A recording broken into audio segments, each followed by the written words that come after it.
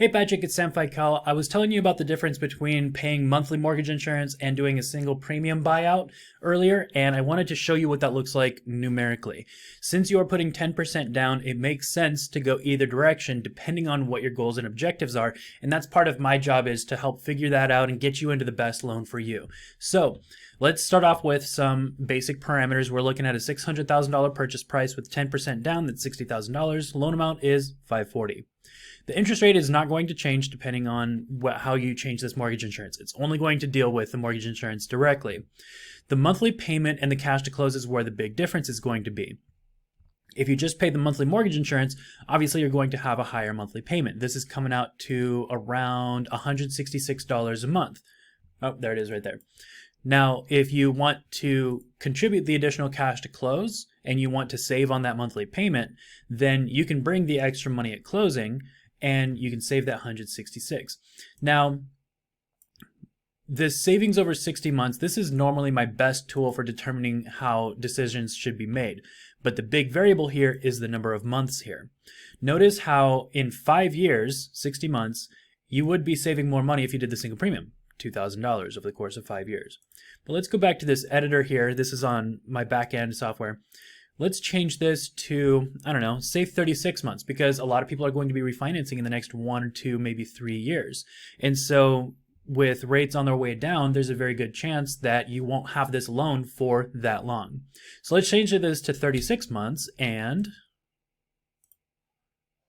now you're saving more money if you just pay the monthly mortgage insurance. Let's go the opposite direction. Say you keep the loan for 120 months, 10 years. Now you're saving a lot more money if you do the single premium. See how we're going back and forth depending on how long you plan to keep the loan?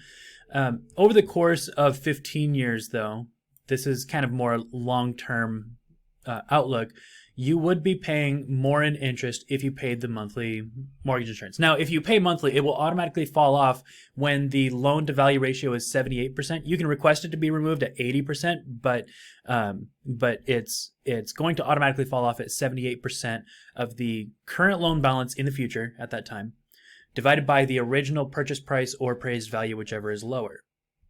And so the amount of time for that to happen by default is usually around 8 or 9 years.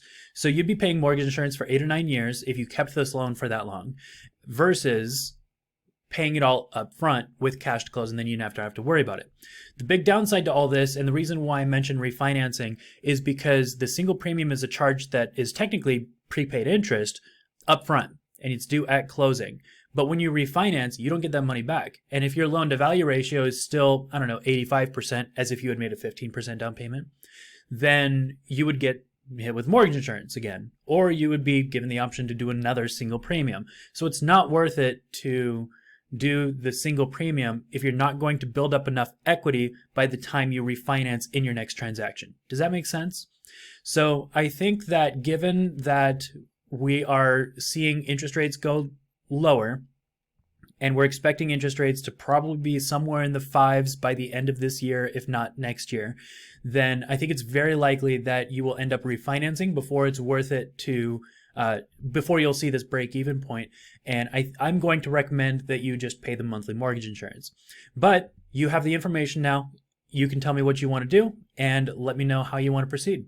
I'll talk to you later.